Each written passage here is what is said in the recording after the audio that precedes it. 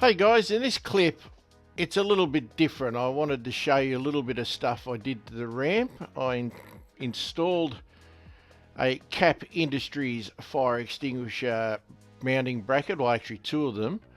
I completed the center console and the firing up of the radio equipment that was in it, so I was very happy about that. And I've a little warning at the very end of this video. I bought an item secondhand off Marketplace. It failed pretty well immediately, so it's just a little bit of a warning and watch out for that stuff. What else is there in this clip? Not a great deal, guys. You'll notice Karen having a bit of fun a little bit later on as well. Anyway, I just wanted to tell you about that. It's a shorter RAM clip, and we will see at the end. I hope you enjoy it, guys. Cheers. Good morning. It's been a few days since the last part that I showed you where the console was in. Well, today I've done the wiring, so I'll try to give you a look at that. I don't know if you can, there it is. There's a MIDI fuse in there. It sits in between the battery and so on. The positive lead goes up onto a spare post that's on that battery terminal. And I'm just earthing it at a common earth point that was already in the truck. Just seems a lot easier, because if you look at that battery, it's a bit of a bugger thing to get at. Anyway, so that's all wired up and going. And the reason that MIDI fuse isn't mounted anywhere special as yet is this truck's got to go to Big Dog Builds to get a lot of work done on it, and I don't know where they plan to run things for Switch Pros and so on. So now they may stick stuff on top of this box here, so I don't want to fiddle with that. So that's that. Now let's get in the truck and see if it all powers up. Now, not everything is set up to go, as I mentioned in the previous video, but this one should be. So let's see how that goes. Oh, we're on. Okay, that one's working. Way to go, we go. Yeah, there you go. All right, I'll turn that one back off because you don't want to listen to the truckies. Back up there now, Cole. As soon as I reach the button properly. Oh, crap. I think you'll be able to do that one-handed, didn't you? Back up where the grader is. There we go, got rid of that. Now, the one that's most interesting to me, of course, is the FT8900. So let's see how that goes. Oh, we're on. I've got to do some programming on that, so it's not all fully functional yet, but I'll program that up shortly. I'll go back around to the other side. So I'm pretty happy with that so far. They've powered up. Now, the GME 390 should power up as well. Now, I've never powered this radio up, so I don't know. It should power up as well. So we'll find out. Now, this has no antenna on it, so it's not going to do anything to be of any use. Anyway, it lit up. So that's cool. So I'll turn the power off to that, because there's no point in having the power on a radio where there's no coax. So I'm going to call that a win, because they're fired up and happy and ready to go. So I'm happy with that.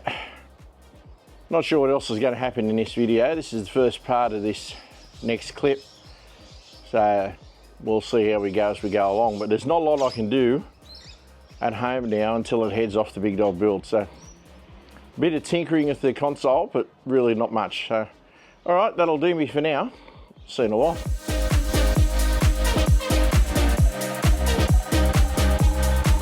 Hey guys, been a few days since I last recorded anything for the RAM build, but probably only would have been minutes for you. Got some new toys to put in it, so I'll give you a squiz at those.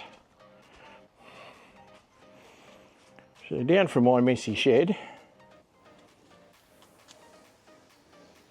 and I bought some Cap Industries fire extinguisher mounts and some Firebox fire extinguishers to go with them. Now, these are just a dedicated mount to go on your specific vehicle. When you go onto their website, you tell them the vehicle you've got and they send you out the appropriate brackets. So, in the big girl, as you can tell, I've ordered 2. Now where they go, I don't know how well you're going to see this, guys, but as you can see, that lines up with a bolt there, and underneath here, where that is, there's another bolt, and it's got the 2 bolts to clamp onto your fire extinguisher bracket. Now I've got one for each side, so I'm going to put those together. I mean, you don't really need to see a bloke putting fire extinguisher mounts onto a bracket, do you? So I'll bolt them up and I'll give you a look at it when it's done. So see you soon. Just before I bolt this in, that's the extinguisher bracket bolted to the Cap Industries bracket. It's just 2 8mm bolts on these. There's nothing much to them. So I'm assuming they all come with the 8mm. So that's pretty well all there is to that. And I'll stand this up. This is the fire extinguisher you get if you buy that through Cap Industries. It's a Firebox one. Now they all look much the same. Here's one that's out of the box, the one that belongs on that bracket. So I'll bolt this one in, get it in the truck, and give you a look. Oh, before I bolt it in, I'll just show you exactly what's got to be done. In the case of a ram, there's not a lot to it.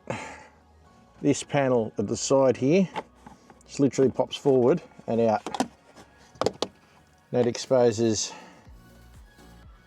your bolts. This one, so that one's hidden under that panel, and that one's always exposed. So they're the ones I've got to put on. They look like they'll be a 13 or a 15mm. I'll let you know in a minute. All right, that's roughly in position. As the brackets opened up, I've put it up probably the correct way with the Cap Industries sign to the top. I'll chuck the extinguisher in there and give you a look at that in a second.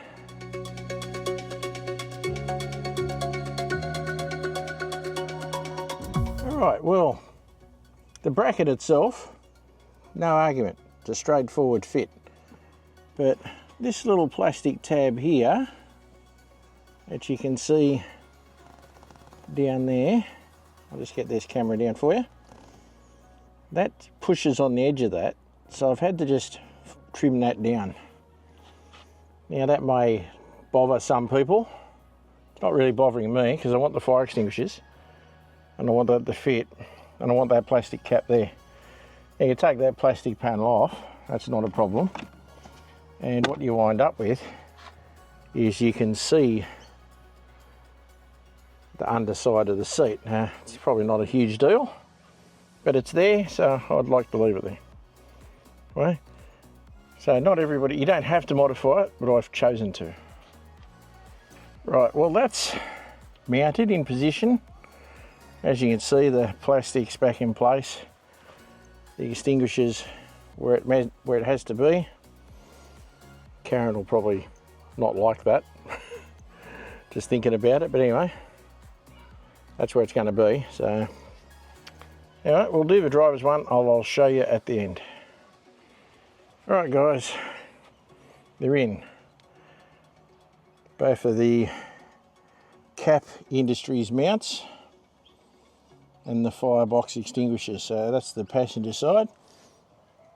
Floor mats are a bit dirty, guys, because I use the truck. I get in and out of it. It gets grassy. It happens. Anyway, that was the passenger side. And we'll roll around to the driver's side. And there's the driver's one. Mounted just the same spot. I've got it in the same orientation just because of the way it just worked out better for the extinguishers. No other reason. So it just sits there like that. This side was easier because this plastic panel, being where the jack lives, pulls out this way and then out. So that was straightforward. So what I'll do now is I'll just jump in and see if it bothers me getting in and out the truck. And I don't think it will. No, just putting my feet where I want to put them. It's no problem at all.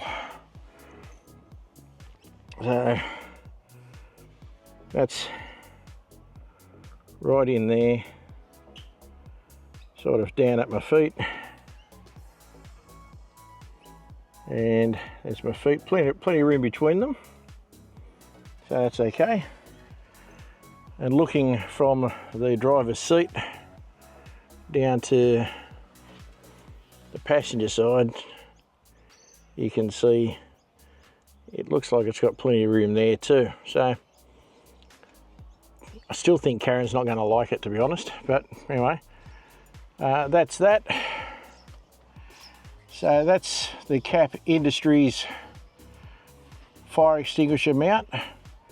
I paid full price for it, but I still think they're a good idea.